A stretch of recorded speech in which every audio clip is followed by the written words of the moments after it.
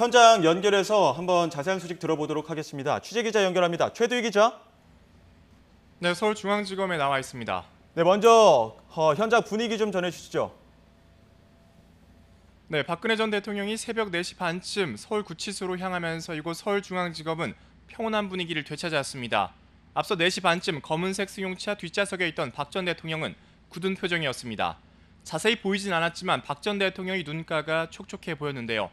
앞서 구속영장 발부 소식이 전해진 새벽 3시부터 1시간 반가량 많은 취재진과 경찰, 검찰 관계자 등이 박 전 대통령이 나오기만을 기다렸습니다. 박 전 대통령이 탄 승용차는 중앙지검의 지하 1층 주차장 출구, 그러니까 서문 쪽을 통해 구치소로 이동했습니다. 예, 박근혜 전 대통령에 대한 구속영장 발부 사유도 들려주시죠. 네, 박 전 대통령에 대한 구속영장의 신문이 끝난 지 7시간 50분 만에 발부됐습니다. 이에 따라 박 전 대통령은 전두환, 노태우 전 대통령에 이어 세 번째로 구속되는 전직 대통령이 됐습니다. 오랜 시간 기록 검토를 끝낸 서울중앙지법의 강부영 영장 전담 판사는 주요 혐의가 소명되고 증거인멸의 우려가 있다고 영장 발부 사유를 밝혔습니다. 그러니까 사안의 중대성과 같은 검찰 주장을 상당 부분 받아들인 겁니다.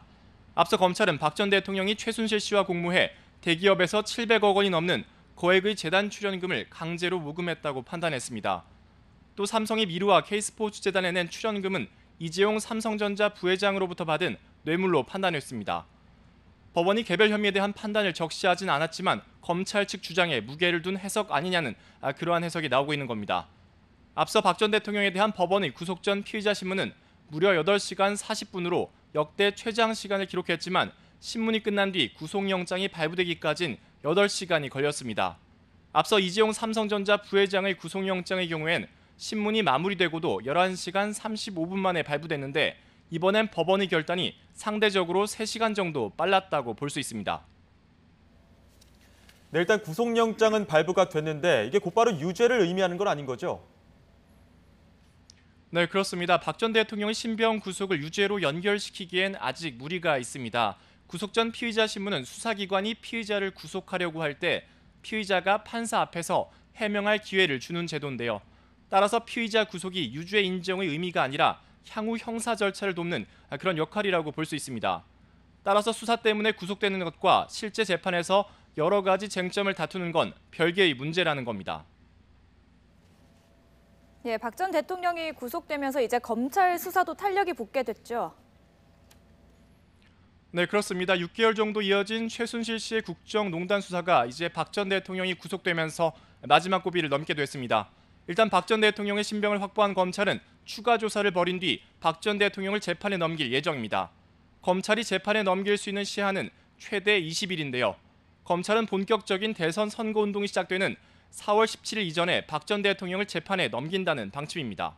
박 전 대통령 구속으로 검찰은 뇌물 공여 혐의를 받고 있는 SK나 롯데, CJ 등 대기업 수사에도 속도를 내게 됐고 우병우 전 청와대 수석에 대한 수사도 탄력을 받을 전망입니다. 네, 어디로 수감이 될지도 이야기가 많았는데 결국 서울구치소로 수감이 됐군요.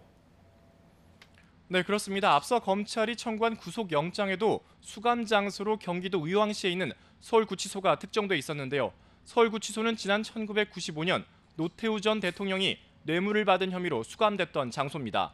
주로 범털이라 불린 거물급 인사들이 수용됐던 만큼 검찰은 서울구치소가 관리 면에서도 어느 정도 역량이 있는 것으로 판단한 것으로 보입니다. 현재 서울구치소엔 40년지기 최순실 씨를 비롯해 이재용 삼성전자 부회장 그리고 김기춘 전 대통령 비서실장 등 공범들이 대부분 갇혀 있습니다. 예, 오늘 박 전 대통령의 운명을 결정한 강부영 영장 전담 판사 어떤 인물인지 짚어주시죠. 네, 강부영 판사는 서울중앙지방법원 영장 전담 판사 3명 가운데 막내입니다. 사법연수원 32기로 부산지법 판사로 임관한 뒤 창원 그리고 인천지법을 거쳐 지난 2월 이곳 서울중앙지법으로 발령났습니다.